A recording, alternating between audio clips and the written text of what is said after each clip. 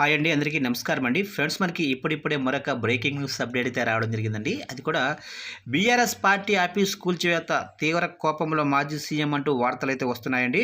అయితే దీనికి సంబంధించిన పూర్తి వివరాలు అయితే మన వీడియోలో తెలుసుకుందామండి. వీడియో మాత్రం ఎక్కడ స్కిప్ చేయకుండా చూడండి ఫ్రెండ్స్. అప్పుడే మనకి పూర్తి సమాచారం అయితే తెలుస్తుంది. ఇక ముఖ్యంగా వీడియో నచ్చినట్లయితే లైక్ చేయండి ఫ్రెండ్స్. ఇక లేట్ చేయకుండా వివరాల్లోకి వెళ్ళిపోదాము.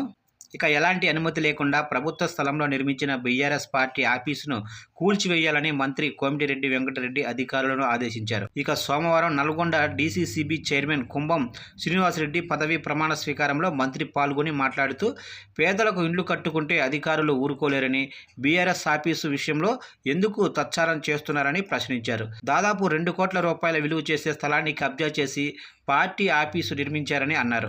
అయితే ఇప్పటికే 2 నోటీసులు ఇచ్చినట్లు మున్సిపల్ కమిషనర్ తెలపగా దానిని వెంటనే కూల్చివేయాలని అన్నారు. ఇక మంత్రిగా తాను ఆదేశాలు జారీ చేస్తున్నానని చెప్పారు. ఆగస్టు 15 లోపు 32,000 కోట్ల రూపాయలతో రుణమాఫీ చేస్తామని మంత్రి కోమటిరెడ్డి వెంకటరెడ్డి అన్నారు. ఇక రైతులకు 2 లక్షల రుణమాఫీని ఏకకాలంలో చేస్తున్నామన్నారు. ఇక 7 లక్షల కోట్ల అప్పు ఉండి కూడా సీఎం రేవంత్ రెడ్డి రైతులకు రుణమాఫీ చేయడానికి ముందుకు వెళ్తున్నారని చెప్పారు. ఇక పైసా పోగు చేసి రైతులకు సహాయం చేస్తామన్నారు.